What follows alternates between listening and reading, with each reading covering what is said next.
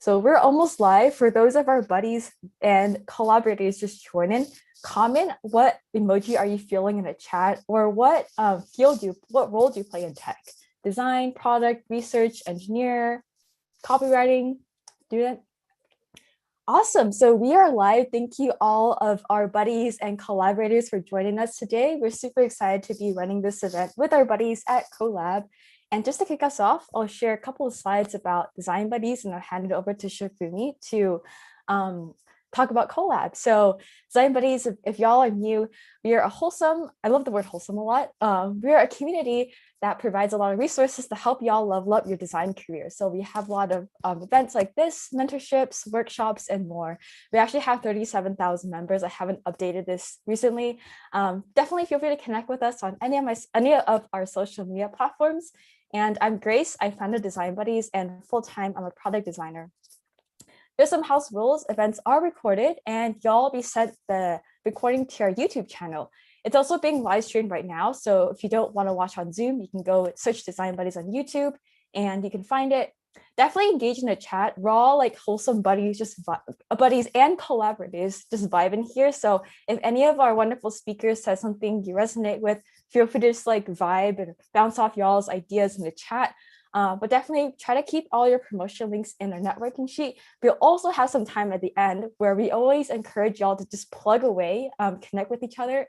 And I took some of the questions that y'all submitted on your event RSVP, but if you have additional questions, you can submit them on Slido and upvote, and we'll try to get as much answered as possible.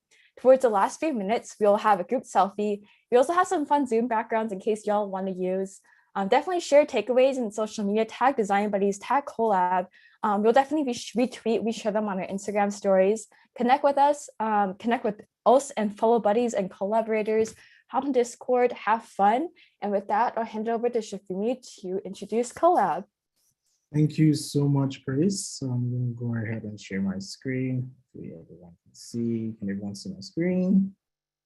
Yeah, awesome. Nice to meet you all. My name is Sefunmi, and essentially Co.Lab is a part-time remote program, and we provide you with real-world experience that makes you succeed in the tech industry. And we do that by putting you in cross-functional teams to build products. The reason why we do this is because we're trying to solve the tech industry's catch-22. I know some of you are still trying to break into the tech industry for the very first time, and you've been told that you need experience to get the job, or you don't have a job to get the experience. So we help you solve that problem by putting aspiring product managers, product designers, and software developers into teams to build products. You also do get a mentor, and you have 8 weeks to create some form of magic together. So we actually have some mentors who are speakers today, so excited to hear more from them. So in terms of what you get as part of our program, after working for 8 weeks with your cross-functional team, you do get this amazing blog write-up, the live product, which you can actually submit to the App Store. In this case, they submitted it to the Chrome store. You have marketing assets for you to be able to build in public, talk confidently about the amazing stuff that you're doing, have lots of LinkedIn recommendations from your peers, the community, and your mentors, and you have a showcase picture of the amazing work that you've done. If you're curious to see what some collaborators have built in the past, feel free to go to joincollab.io /projects to check out the projects. And I also encourage you all to connect with us at joincollab_io or just Co.Lab on LinkedIn. So that's a little bit about us. Excited to answer any questions that you might have about what we do, the services that we offer, and we belong in tech. We can't wait to have this amazing event for you today. So that's a little bit about Co.Lab. Awesome, thank you. And Design Buddies also provides some scholarships for Co.Lab, for design scholarships. You should all follow our social media and join our Discord to be the first to find out and apply as well. It's in the perks channel. If you join our Discord now, find out about it. And with that, we'll kick it off to our panel. And so we can do introduction. So we can go popcorn style, and we can just pick whoever wants to go next. So our intro is like, what are y'all doing now? How did you get to where you are today in tech? And any fun facts and hobbies if you'd like to share. And I'll go with Kayla first, since you are on my screen. Hi, so I'm Kayla. I'm a senior product manager at a company named Mednow, a startup in Canada. I'm also a mentor with Co.Lab. I've been super lucky to work with Sefunmi and Helen for over almost a year and a half now, which is kind of crazy. Super jazzed about Co.Lab. I'm super jazzed to be here with Design Buddies. So thank you for having me. My path into PM, similar to, I think, a lot of people's. When I graduated 10 years ago, product management wasn't really a thing. So started in quality assurance, working on features, getting closer to the problem, wanting to get closer to customers, like, hey, why are we even building this? I fell into product management that way. And something fun about me, in the pre-chat, I am human Shazam. Like, I can listen to a song for 3 seconds and know what it is. I also love biking and running. So that's kind of me outside of tech. I love running. Popcorn. Oh, you select someone random to go next. Oh, sorry. Okay, I'm gonna pick Shaun. You can go next.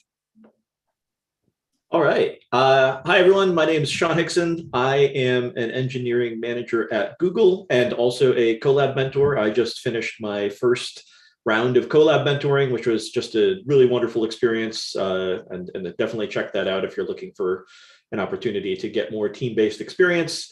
Prior to Google, I was at AWS, and then I think how I got to there was I spent a lot of years working for companies where software was not really what they did for a living, so to speak, right? I spent a lot of years working for an off-price retail company. I spent a lot of years working for an insurance company.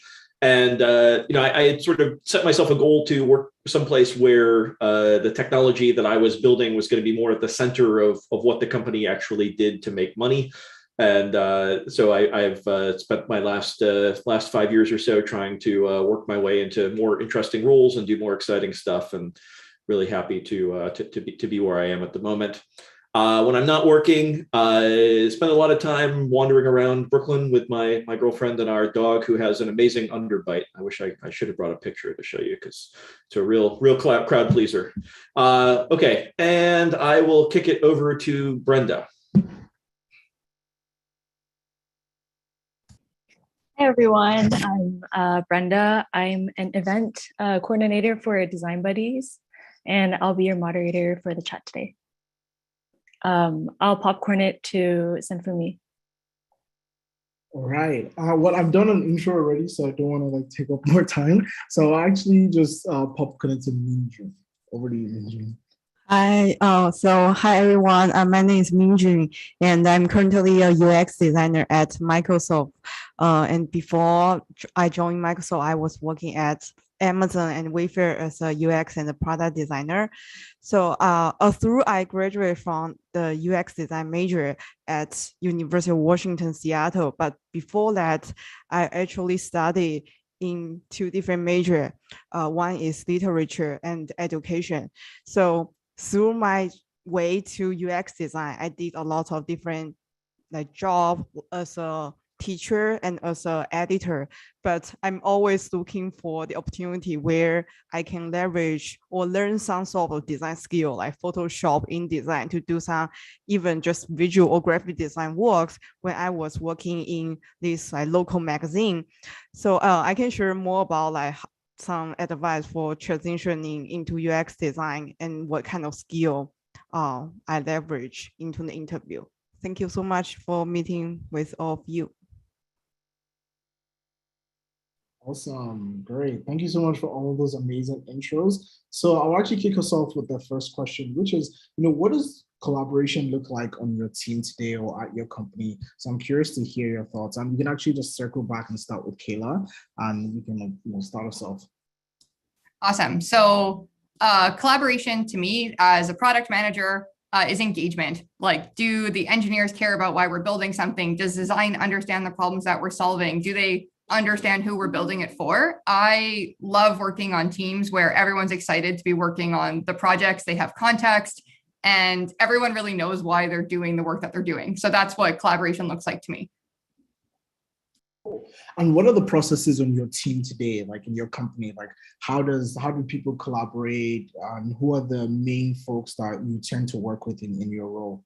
Oh, cool. Okay, so I work pretty much every day with design and engineering and project managers. Tools that we're using, Figma, most definitely. We're a Jira house. We're using Slack. Those are like the top 3 that I am constantly in and have several tabs open for. I'm always living there. Those are probably, and we use Google Hangouts for everything, or Google Meets for, that's where we're Google House and Google Docs. That's kind of my life of how we collaborate. Cool. Well, perfect transition to Shaun at Google. So I'm curious, what does collaboration on your team look like? Who are the folks that you typically spend time with and work with to be able to make the impact that you're making at your company? Yeah, so I mean, obviously, I spend a lot of time with the engineers on my team, and both collaborating with them and also trying to make sure that we have good communications open. My team is a fairly remote team at this point. Like, we have a core of people in New York, but then we also have people who are globally distributed. So I spend a lot of time thinking about how do we make sure that just because there's a majority of the team in New York City, that we aren't making all the decisions, right? And that we're engaging the folks who are remote, and that we're doing that in an asynchronous way, so that it's not, we have a meeting at a time that's not convenient for everyone to be there. Okay, we still need to make sure we're getting everyone's input into that conversation. So that's what I've spent a lot of my time thinking about in terms of collaboration, is how to do asynchronous communication well, and make sure that everyone is engaged in that process. Cool, that's cool. And what tools do you use? I don't know if they're all Google tools, but I'm curious, what tools have you found the most helpful when it comes to like asynchronous communication in this new remote world that we're in? Yeah, I mean, so at Google, we do use Google Tools, which has its pros and its cons, right? I mean, I think for some of the more actual software development stuff, that's a great thing. Software engineers tend to build good tools for other software engineers, but for the collaboration tools, I think I've had, in terms of managing remote teams, I will say that maybe my current role isn't my favorite in terms of the tools that are available, like Google Chat, Google Hangouts. Those are good, but I think things like Slack and Discord that really have the ability to create channels and effectively integrate polls pretty easily into things. I think those are great tools, and I think really you can run a good distributed team using those tools. Cool, that's exciting. So now over to you, Minjun. You're at Microsoft. What does collaboration look like? Who are the different kinds of folks that you spend most of your time with? And could you just tell us more about that? Yeah, so I work closely with my design team as well as the PM and engineering team. And typically, like, we will have a regular design check-in with the PM team and engineering lead to make sure that the design is up to date and we can receive their feedback on the design. So trying to get the alignment with this cross-functional partner is very important for my daily job. The other part is for collaborating with the entire design team, we will have the weekly design share out meeting, and it's also a good chance to get some design feedback from the designer and the design manager. And in terms of the tool, like, we definitely using the Figma for collaboration, and all these tools from Microsoft, like Teams, Outlook, all these Microsoft products. Yeah. Interesting. I love how everyone is using their own tools. Sorry, over to you, Grace. I saw you on mute. Oh yeah, no worries. Yeah, I loved all your answers. We definitely also many different tabs, many different products as well on our end, but I'm gonna kind of pivot or like go through as many questions as we can. And since our event is about how to stand out in your job search, our next question is, what questions would you typically expect from interviews regarding team experiences? I know a lot of buddies might not be coming from like a design background, or there's always that chicken egg scenario about like, how do I get a job without experience? So I was curious about how you would help kind of like strategize, how would you answer these like collaboration interview questions if you don't have experience? And anyone can start. So, I mean, I think this is one of those things where even if you've never worked in tech and you're doing an interview for a tech company, having these sorts of team-based experiences are something where you can communicate to the interviewer what you are like to work with, right? Which is ultimately what the interviewer is trying to assess. And in particular, Amazon has a couple of good words for these things. There's the notion of among their leadership principle, earns trust and disagree and commit. And I think those are earns trust basically being, do you establish good rapport with the people you work with? Can they count on you? Do you deliver on what you say you're going to? And then if you don't, do you make it right? And do you rectify the situation? And then disagree and commit being the ability to okay, the team went in a direction that I didn't necessarily think was the best idea, but I got on board and I did my share and I committed to delivering what we were going to deliver. And I think those are things that regardless of what job you've worked in, we've all had experiences where we've either demonstrated those or alternatively, and this is always good in an interview, right? Talk about a time where you didn't quite live up to those, but you learned from it. And then the next time that a situation came up, you did deliver on it. So I think that team-based stuff, we all work on teams regardless of what we're doing. So I think that's one of the areas where you can absolutely tell a compelling story to an interviewer, regardless of what your background is. Yeah, I agree that self-awareness, willingness to learn is definitely what I've noticed people look for as well. Kayla or Minjun, do you have anything else to add? Soft skill, communication, collaboration. And typically the question you will encounter a lot is about what if you have a conflict or disagreement with the cross-functional partner or the other business leadership. So in your current job, no matter what you are doing, if you have this kind of conflict or disagreement moment, trying to find a document, write it down. I think that is the best way you can keep this story at hand. And in the future, if you have any text interview, you can just apply this story into the future interview.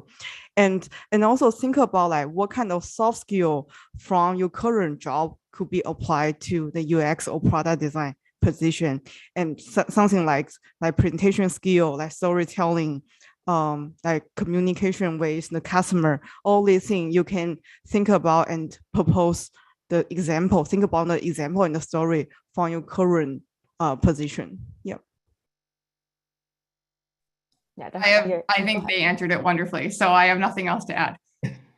That's such a great question and great answers, Shaun and Minjun. And just to add on top of that and to reiterate, the workplace, even if you're not in tech right now, is very collaborative. So the faster that you can start working with others, I think it's better for you. So if there's anyone in the audience right now that you're trying to just focus on your craft and work by yourself and improve yourself, it's great, but I would always recommend trying to get as much collaboration experience, whether it's friends. Again, join the Design Buddies community Discord, find a bunch of people that you can do design challenges with. I think that would be a great way to get some of those experiences and experience some of those conflicts and get the storytelling that you can use in the industry. Cool. So we can move on to some other questions, and I want to make sure that Kayla, let's actually just start with you regarding collaboration. So you're a PM and then you work with designers, you work with developers. How can you just talk a little bit about your collaboration with, what does your collaboration with UX designers look like on a day-to-day basis? I know Minjun mentioned a couple of things that that they do. I'm curious about what your flow is like when collaborating with UX designers. Totally. So every day I'm living and breathing with engineering and our designers. I attend huddle every morning. I make sure I'm there to answer questions. If someone's not clear about why we're doing something or why something's a certain way or why I've spec'd it, I should be the one to be like, hey, it's this. Does that help the situation? In terms about working with design, in product management, you're always 5 steps ahead. You're always 10 steps ahead. So I work with my lead designer and I need him to be at my pace as well. So when I'm going out and doing discovery or we're talking to customers, we're just trying to unravel problems, we're doing it together. We're writing protocols together. We're running user interviews. We're putting out wireframes to our stakeholders. All of that engagement and that really early piece, we work together.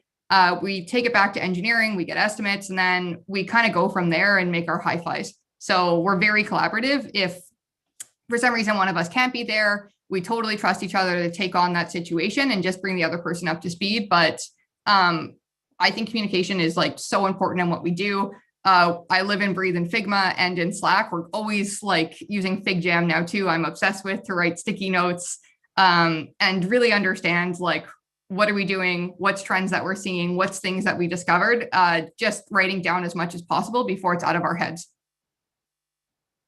Well, it's a very good answer, and seems like a very tight relationship. I think it has to be. So like a PM and designer have to be like super close. If design doesn't have enough context to understand the problem or like why you're even doing it, I don't think design's set up for success. That's awesome. Yeah, that's a great point. So now over to you, Minjun. Like, what do you have to add to that, and what can you speak about from the design point of view? Working with your PM and the closeness and the communication that has to happen. I'd love to hear your thoughts on that as well. Yeah, so I think first thing is schedule the weekly check-in and design review with the PM and engineering team. The second is every time after that meeting, trying to sending out the meeting note, which I usually will put like what is the next step I will do, or my PM will do, or any engineer will do. What is the action item, and what is some open question we haven't been addressed, as well as what is the design decision we align with throughout this meeting. So make sure that we will keep the meeting notes like maybe throughout the Teams or other like communication tool, so we can keep it as a reference, because we have so many different like type of meeting every day. So it's always good to keep this in somewhere. And the third thing I would say is, as a designer, sometimes you need to remind yourself not all of the PM or engineer they work with designer before. So how we can help them understanding the design in an easier way, or how we can educate them about the importance of doing the UX research is also a part of my job. So in this situation, like for example, if no one work with designer before on doing a UX research study, as a designer, you need to write down the UX research moderator guide and share it out with the PM and the engineering team for feedback, because we always want to like hear the cross-functional partner feedback. And when you are doing the UX research study, invite these folks into the study. So either you PM or yourself, you will take a note, or another person will become the moderator, so they can engage in this kind of research process as well. So this is what I'm trying to add on into this question. Cool. Thanks so much for like adding. That's very thorough. I really do appreciate the entire process. And over to you, Shaun. Do you have anything to add regarding the relationship that an ideal engineer and a designer is meant to have, especially maybe on the front end side of things, on the implementation or user side of things, or anything to add regarding that? Yeah, I mean, I think everyone has covered it pretty well. I don't want to just repeat what's already been said here. Yeah, I think there's been some great answers, and I echo what they've had to say. Yeah. And that is essentially like constant communication with one another, whether it's like product management, design, or engineering. Again, you are all working together to solve amazing problems. So the faster you can get that experience, I think the better it is for you. Over to you, Grace, if I want to give you the floor. Yeah, definitely loved all y'all's answers. It also reflects my experiences too in the workforce, and getting everyone involved early on, discuss use cases, tech feasibility ideas, just having everyone feel like they're equally valued in decision making and all their ideas are heard is also like something that helped me as well.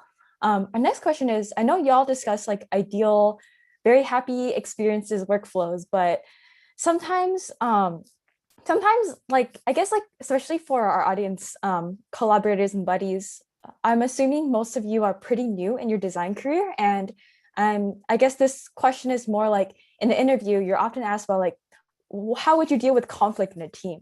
And maybe we can give a scenario, like if you have not dealt with conflict, how would you answer that?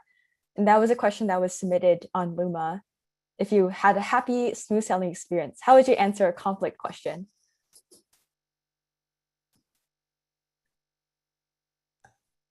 So like you might not have a conflict in a work environment, like as a designer or someone who's breaking into tech, but like you have conflicts every day in like your part-time job with your family, et cetera. And taking that approach and like, how do you apply things to that? Like, or in your part-time job, like how many times have you worked with a coworker where something's like frustrated you, but maybe you had to be the bigger person, or like you had to see how they felt, how you felt, et cetera. Like, I think taking those tools and listening to them and making space for them and moving towards the bigger goal is really important. So I think you can talk about any kind of situation of conflict resolution, not necessarily related to tech. I just like, are you a good person? And like, can you put your ego away? That's what you should be highlighting, I think. I love that. Can you put your ego away? Well, no, not like that. But like when things get heated, it's usually that your ego that's hurt, right? Yeah, I love that. Go ahead, Shaun. I was just going to say, I think that's spot on. And go back to think about like, what is the interviewer trying to learn by asking this question, right? And it's not about, can you as a designer resolve conflict with an engineer or vice versa? They're trying to figure out, are you a good person, right? Are you going to be someone who, if we bring you onto the team, we're going to have a pleasant experience working with you? And a lot of that comes from, how do you deal with stressful situations? The best answer to this question that I ever heard was from during an interview for an intern who talked about a conflict with their roommate where they had a substantial problem. They addressed the problem straightforwardly, and they came up with a mechanism that they then used to like keep the problem fixed going forward. And they had, regular house meetings going forward to make sure the problem didn't recur. And it was genuinely the best answer to any sort of conflict question I've ever heard. And it had absolutely nothing to do with the role they were interviewing for. I love that. Conflicts can come from everywhere in your life. It doesn't have to be a job experience. Do you have anything else to add, Minjun? Yeah, just one thing is like, if you are using the story from like your roommates, communication or other stuff, for me, like I always will summarize it into some key takeaway and learning at the end. So I can just make such kind of connection about how I can apply the learning into my work as a designer in tech. Yeah. Yeah, those are such great answers. So, a pro tip, just everyone should just get a roommate right now if you don't have a roommate, so you can actually prepare to have a story in your next interview. We have an amazing follow-up question in the chat. And again, if you have other questions, feel free to put it in the chat or in the Slido. Brenda will post the link in the chat below. But Ashley is asking, does it feel like a cop-out if you talk about how to prevent conflict? So let's talk about, how do you, even if you're faced with that question and then you want to kind of like narrow it down or like switch gears to like, how do you even prevent conflict? I'm curious about what your thoughts are regarding that. I agree with Sarah M's comment of conflict is inevitable. Any situation you're in, like, you could be coming and having the best day ever, but the person you're working with isn't. And it's like what you do to avoid conflict, where it's like, before I have presentations, I don't make assumptions, or I make sure that everyone has an opportunity to say their part before I move forward. I make sure that everyone understands we're on the same page.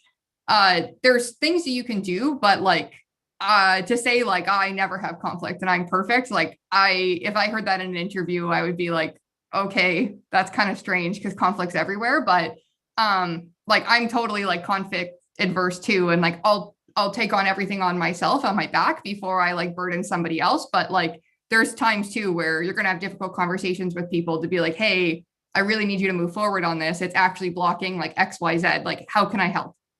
And then feelings, emotions, everything else. But I don't think you should say I don't have conflict when that question is asked.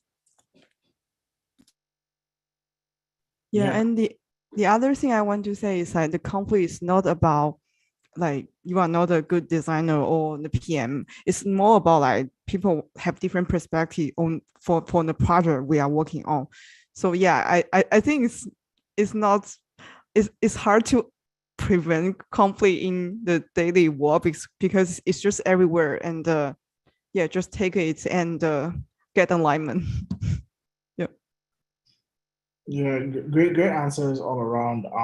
One thing that I heard that really put everything into perspective when it talks about conflict is you need to get better or try to isolate the problems. It's not about the individual. It's more about, can you isolate the problem and the issue or the argument that both of y'all have, and try to solve that instead of making it seem like, it's Sefunmi versus Grace. We can actually just have a disagreement and then bring it to the side, and then we can address it. And I think that is sort of like the best way to address that. But obviously there's other ways, as you've heard, but it's mainly about you're in the workplace. They really want to know how you would handle those situations, because yes, conflict comes up every day. But yeah, thanks for those amazing answers. So next question that I wanted to ask. So I know most of you are, trying to break into the industry, and you're all students, or you're learning, and you're really working by yourself, or most of your work is very independent. You're trying to learn Figma, Adobe XD, all of that. So I'm curious now, because we've talked about collaboration, we've talked about communication. How would you advise, or what advice would you give folks in the audience to gain some of that collaborative experiences, or gain some of the experiences that will help them answer some of those interview questions that might come up, whereby someone is asking about how do they communicate, work with others, or how do you resolve conflict? So I'm curious about that. Would you like to start us off, Minjun, because I can see you first. Okay, yeah. So there are two suggestions. One is I will encourage you to sign up for some hackathon. So where you can really work with the engineer or PM on the team for a project within 2 or 3 days. I think the most important part is because you can get the real experience work for the collaboration with different partner. And the second advice I have is whenever like no matter this is a student project or you're just designing something for a side project, I think always reaching out to the designer or other people in tech. So ask them the feedback on your design works. I think for me, like when I was working on the side project, when I was still a student, I get very valuable feedback from my mentor who are working in this company for a couple of years, because they can think different perspective and ask me a lot of questions around the limitation or any other different like edge case I never think about as a student project. So always looking for the feedback from people who are already working in tech for your project. Cool, awesome. Shaun, Kayla, anything to add? I would say hackathons are great, right? I mean, that's, I think I've had a lot of great experiences doing hackathons. I got to know a lot of people who were doing the sorts of jobs that I wanted to do. Even when I was already working in tech, I met people who were sort of working for the kinds of places I wanted to work doing hackathons. I think they're really wonderful and social opportunity as well as professional. I think Co.Lab, Sefunmi did not pay me to say that, but I think Co.Lab is exactly the sort of thing that is designed to, hey, you've learned all these skills, you have these individual skills. How do you now show that you can like work as a team to build something, right? So I mean, I think Co.Lab or something Co.Lab adjacent, right? Even if you and a few friends want to get together to build something, there is value in that as well, right? But just working with other people to build a thing. And I think that's the biggest part of it, right? Build a thing that you can then put out there for the world to see. I second that. Like Design Buddies has an amazing community. Like put yourself out there, make a post. Hey, I really want to have an experience like collaborating on something. Does anyone want to try this? And like, I'm going to plug Co.Lab too, because like being a project mentor, you get to work with the devs, the product manager and the designers. And it's people who are trained so formally in like design process, and seeing them have to like do this in real life and maybe not understand, like, I don't get like X amount of weeks or days for discovery. Okay, I have to pivot. And seeing how they take that book smart and put it into like street smarts and like actually do it, it's really cool. So Design Buddies, I know Grace mentioned that there's a scholarship. Like, I think you should apply to Co.Lab if you're looking for that tactical real life experience in the team. I think it's awesome. Yeah, thank you for those amazing answers. And yes, we did not pay them to say that, but I think it's a very important question, because another answer that I can give, because the way I broke into product was back in my college. What I did was like, I wanted to become a product manager, but I wanted to find people to work with. So I went and hung around the Student Life Center, and I was like telling people my ideas so I can find folks to work with. And by just going and pitching to random strangers, some folks were like, hey, I'm a designer, I want to work with you, I'm a developer. This is a true story, by the way. I want to work with you. And I found a bunch of folks that we just worked on a simple project for a couple months. And by building that, that's how I was able to transition into my first major tech role. So it doesn't even have to be a collab. What I always tell people is go and find friends that you can work with and build something. Just go out there and build something with other people other than yourself, other people outside of your discipline, and you will learn a ton, because I think that that is going to actually supercharge your experience, supercharge your portfolio piece, give you conflicts, give you ways to improve your communication and all of that great stuff. So definitely wanted to even just like call that out, that yeah, leveraging communities is like super important. And I think you're part of an amazing one with Design Buddies right now. Yeah, well, Grace, over to you. Awesome. Yeah, definitely +1. Just like going out and building something. It doesn't have to be like everyone else is doing. It can be whatever you want. And definitely if you're a student, I also did something similar where I just hanged out in the virtual reality lab and found people to collaborate with. So just hang around, get outside, just like talk to people. Got nothing to lose. In Design Buddies, we actually also have a collaborations volunteering channel. So that's where you can find people to collaborate with on anything you want as well. And make sure to check our perks channel for our Co.Lab scholarship. That I can later drop in the chat, or you can join the Discord to see our perks channel. And I also saw in the chat volunteering for nonprofit organizations, hackathons, Major League Hacking. So a lot of buddies chimed in the chat, and the Adobe Creator Jams as well, where you can find other collaboration opportunities.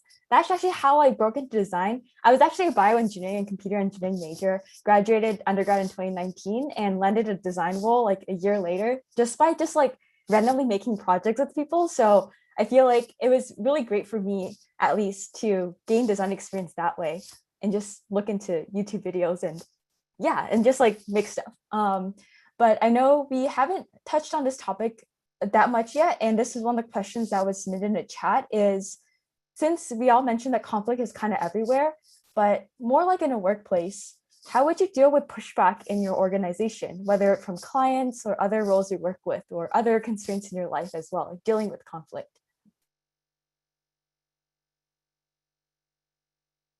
Anyone can start. I feel bad calling on people. Like it's like not. I don't want to be a class. So maybe I can ask for like a clarifying question here, because pushback I would get as a PM is totally different than pushback from design. Like in design, like maybe I can speak on behalf of this. Like I push back all the time when in my head, I'm like, this is going to take 2 weeks. And then design comes and it's like animations and it's so rich. And I'm like, this is going to take me 2 years to implement. So it's this balance. So that's pushback you can get, where upfront, it's just like really communicating to understand like the expectations is really important, because like if I tell the design team, like, hey, you have total freedom, they're going to make like the best user experience. And like, sometimes in my head, I'm like, I need you to get this done in 3 days. But with that, they're able to be like, okay, so Kayla needs this done in 3 days. I'm going to use existing components in the design system. Can't make this animated, etc. So I think that's a way to like hopefully deal with pushback a bit, is just like getting that information up front. So it's like, hey, Kayla, like, I know you need designs for this, but like, help me out. Like, when do you want to release this? And like, how many resources do you think we're going to have working on this? Yeah, getting expectations straight is also good in everything in life as well. Setting expectations in the beginning.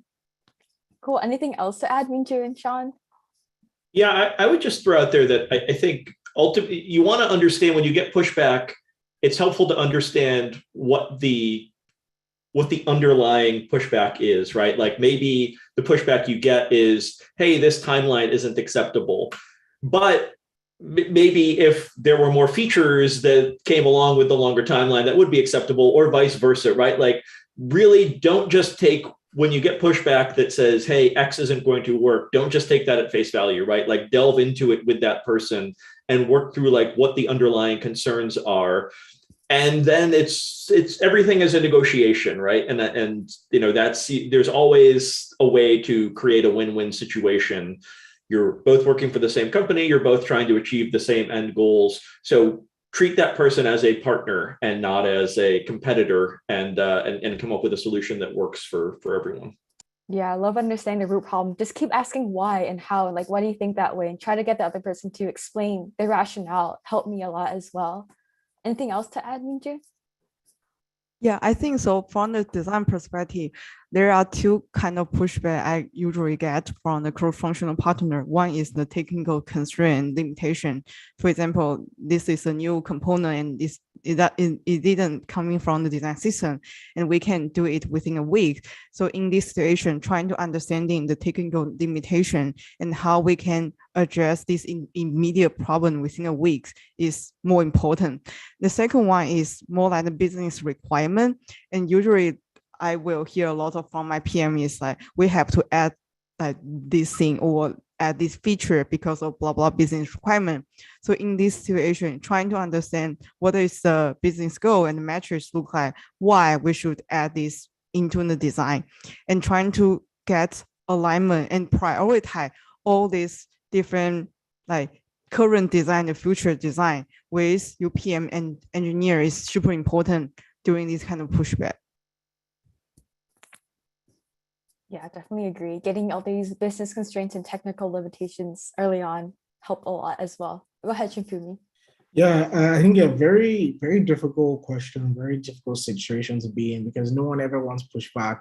Everyone always wants like, oh, I make my designs and it's great, or I tell my team, here, I need this and everything is perfect. But sometimes, like Shaun said, everything is a negotiation. So you need to understand, and ask why multiple times. I know Grace mentioned that, so I think that's super important. So I'm seeing, some chatter, about, bootcamp experience and all of that stuff that folks are asking. So I guess my question for everyone is, how do you stand out if the majority of your projects in your portfolio are from like a boot camp, or you're trying to land that entry level position as a UX designer, but you just attended a boot camp? What are the other things that you can do? I know we've mentioned some of that, throughout this conversation, but I'm curious if there's other things that you would add on to that. Do you want us to start us? Well, actually, who wants to start us off? I'm not gonna pick any name like I've done previously.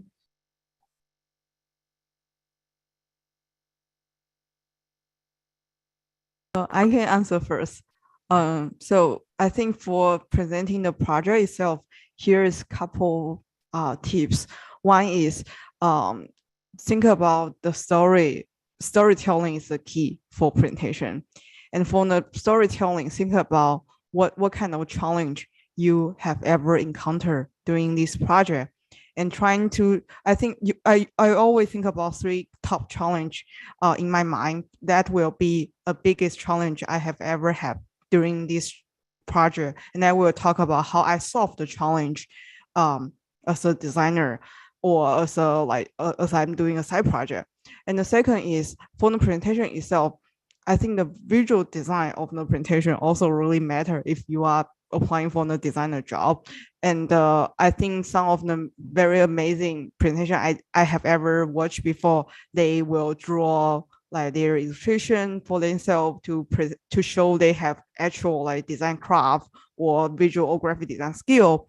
And the third thing around the presentation is when it's not just about presentation, it's when you are doing the project, is there any specific aspects you want to highlight? Maybe it's around accessibility, localization, or anything else like you can think beyond the current design, especially for a lot of company. I know like Microsoft, we always care about the accessible and inclusive design. And if you are working on a student project, how you think about the accessibility aspect for the interface or any user flow you're designing for, it will be a great add-on into your project, and you can tell this story during your presentation as well.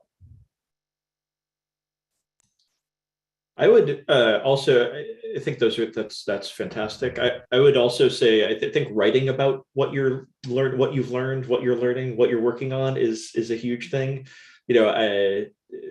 Both like becoming a better writer is a good skill, right? Like in general, and that doesn't mean that you need to write like beautiful prose, but that you can communicate ideas effectively. And I think it also is a real way to stand out, right? Like it's one thing to do a bootcamp project, you put it out on the web, it's there, it's static. But to like write a blog post about, hey, here's what I learned going through this. Here are the obstacles I overcame as I was trying to do this. Like that's something that really can set you apart. I think that ability to like reflect on what you've done and communicate it. The only thing I would add to it is just because you gained that experience through a boot camp, like don't discredit it. Like just hearing the question, even how it was asked, like, oh, but like only my experience is through a boot camp, like that's still experience. You're still like going out there, doing discovery, coming up with like lots of different designs, like maybe getting feedback from people, doing usability. And I think a ton of people like discredit how valuable boot camp experience is, but like just even how you present it, like be very confident that that skills that you learn there are very transferable. Yeah, other than that, I got nothing. Everyone else said everything wonderfully. Awesome, thank you. Yeah, definitely taking it beyond the bootcamp. I like how you focused on like making it more like accessible, tying it to like company values and stuff, and everything. Like, don't feel like down on yourself if you went from bootcamp. I know there's like people, like there's always opportunities where you can stand out as well in your life, whether it be inside or outside bootcamp. Yeah, bootcamp, Christina said bootcamp helped with teamwork, collaboration. Yeah. I never went to bootcamp before, but I know people who have like pretty great experiences with them as well. Time management. Yeah. So I'm going to try to take in as many questions as we can. I know we have like 10 minutes left. There's this interesting question by Shaun, and Slido says, when you're answering interview questions about teamwork experiences, should questions like this be answered with anecdotes over general tactics? And how specific do you get with prepared responses, scripted or general directions? Maybe like an example of how you would answer a question, interview question about teamwork might help as well. I think the more specific and real world you can be, the better, almost always, right? It's one thing if they specifically ask a hypothetical question, but if you're being asked a question, can you tell me, if the question starts with, can you tell me about a time when, then you should tell them about a time when, right? And not say, oh yeah, the way that I would go about this is, I saw someone in the chat mentioned the STAR method, right? Which is something that a lot of folks talk about.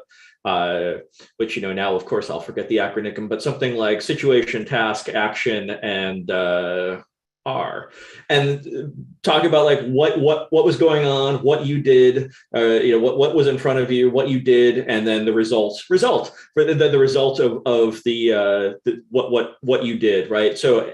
And I think that, again, specific, right? Like talk about a specific interaction you had, a specific project you worked on. And it should be focused on what you did as well, right? Like we all, I think a lot of us talk about like, oh, the team did this, et cetera, but focus on what you did and tell the interviewer the value that you provided through that. Yeah, STAR method, definitely. And answer questions. Yeah, anyone have anything else to add?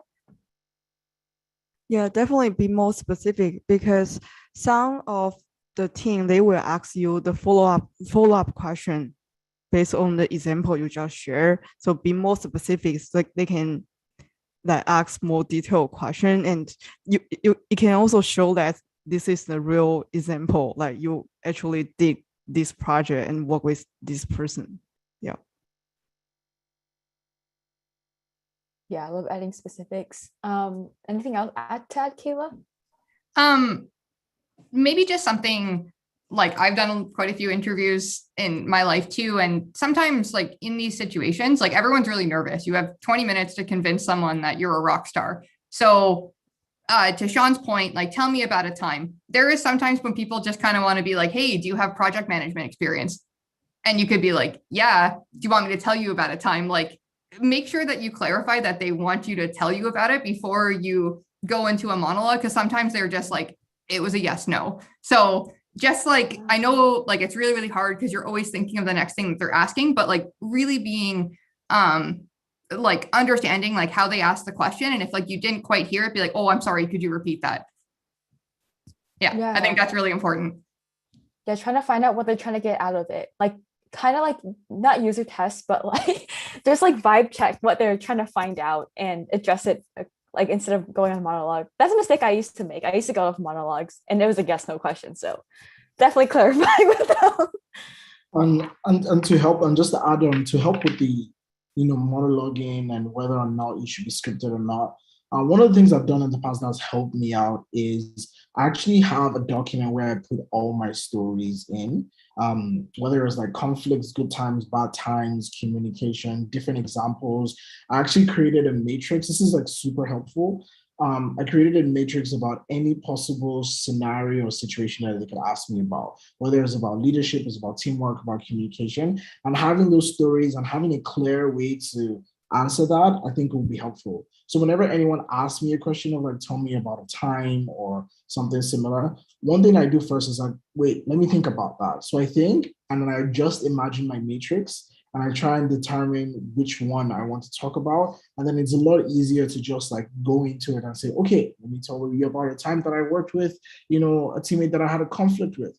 And then it flows easier that way. So I don't think you should like say word for word in a script, but having some bullet points and some points that you want to highlight, I think is like absolutely helpful. I think it's helped me significantly when I've done interviews in the past. And I think just like having that document where even if, and I still think even if you're in the industry, I think there's something great to keep track of. Like if something amazing happened or after every project, this is why retros are great, go into that doc and add it, you know, so then that way, if you're ever trying to interview prep or switch companies, you have like a bunch of stories and you get to pick the best ones that you want to tell the interviewers. But yeah, also like that has like significantly helped me. Great question. Yeah, we have time for one more question, but I also agree. Having a doc of everything helps. I also have a doc. And then on an online interview, like you can like put the doc in front of your Zoom camera and like you can, people won't know. This is life hack. Yeah, just wanted to add that. So we have like 6 more minutes.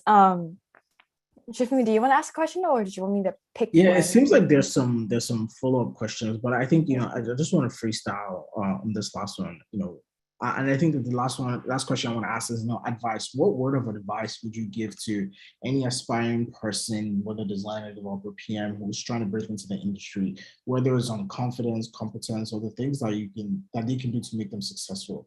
I wanted to just open the floor with that because I think that might be helpful for folks who are looking to break into their next role.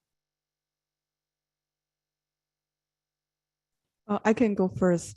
I think it's really important for us to recognize what is my superpower, strengths, and weakness. And for the job interview, trying to selling your strengths and superpower when you are talking about this story. However, for these opportunity areas, your weakness, you need to rephrase it more like, this is something I want to learn in my future job. So yeah, it's more about like what kind of value you can bring into the team, what is your superpower, and all these kind of presentation and behavior question, like you can highlight it. You can highlight your superpower like during the interview process. Yeah. I don't know, my advice, I would say like continue networking. These kind of events weren't around when I graduated, and I was so like hard on myself, and I thought I had to be so much further along in my career, and my friends around me were getting jobs and I wasn't, and I was just like, I felt like I was like folding in on myself. So like building a community, being able to talk to people, make yourself vulnerable of like, hey, I just applied to like 6 more things and I haven't heard from it. Like it feels bad. Like just having a support system and not being shy about it and like being vulnerable, I think is really important, because it's like you're not alone. And sometimes it feels like everybody else has all these wins and you don't. So I just like, I think remembering that and having a really good support system is really meaningful in this process. Yeah, I mean, just to echo what they said, right? Like find a support system, leverage it. And we're all acutely aware of what we're bad at and what our flaws are. And we tend to think that other people are like, oh gosh, look at their flaws, right? But focus on those superpowers, focus on those things you're great at, and tell other people about them, and don't be shy about telling people about them. And you just keep working, and you know, build something, write about it, put it out there, like share yourself with the world, and over time things will happen. Yeah, I love that. Just make stuff, share stuff. We're gonna do a group photo, but I just want to add that life is an iterative process. I used to feel like perfectionism kept me away from doing all the things, but it's always helpful to like ship stuff, get feedback, iterate. Nothing has to be perfect. That also helped with me in imposter syndrome as well. But just like make stuff, build stuff, be proud of it. And sharing more vulnerable stories is actually really helpful for people because they realize they're not alone. So you might feel like you're the only one getting rejected, but a lot of people are, they just don't talk about it. But when I talked about it, it helped a lot of people. So yeah, I got rejected too. Don't worry. Yeah, cool. Yeah, rejection equals redirection, what Christina said in the chat. We're gonna do a group photo now. So y'all welcome to turn on your cameras if you want to be on our group photo. We're gonna do a static one first and then a wave for Instagram story. And so I'll show everyone now and count down. This event is recorded and you can find it on our YouTube channel. I'm going to count down. Also, sometimes we like to have random objects with us. So I have Fluffle here with me. Say hi, Fluffle. Hello. I have a jellyfish as well. So y'all can bring anything you want. You can bring your pets, your family members, anything you want. I'm going to take all the pages. It's just something we like to do to spice things up in our event. So I'm going to do a static one first and then a wave for our Instagram story. Yeah, and then also make sure to connect with all of our panelists and speakers here. All of our contact info is on Luma or the networking sheet, and Design Buddies, which is dropped in the chat, and connect with all of our panelists as well. And at the end, we want all of you to get to know each other, connect with each other. So at the end, we'll have time where y'all can plug all of your links, make sure you can spam away, connect with each other, save the chat, add each other on LinkedIn, send each other a personalized invite saying y'all met at this wonderful event. And I'm gonna count down 5 seconds and gonna do a photo. All right. Oh, I like the sunglasses. Yeah, all right. 5, 4, 3, 2, 1. Say buddies and collaborators. Are gonna do a photo for Instagram wave. I'm gonna do wave for Instagram, so I'm getting my orders jumbled up. Had a lot of meetings today, so my words are all over the place. All right, ready? Let me open that up. Set. Sorry, I lost the page. We're gonna do a wave for Instagram stories. So feel free to wave, dance, dab, however you want. And ready, set, wave. Hello, buddies. We just finished a wonderful event with our buddies at Co.Lab about how to stand out on your job search with team-based experiences. Thank you, buddies, for coming, and make sure to catch recording on our wonderful YouTube channel. Wonderful buddies. Cool. I use the word wonderful a lot, but yeah, so we are at time. This concludes our event. Make sure to connect with each other, connect with all of us. And our hosts are going to do a quick retrospective event.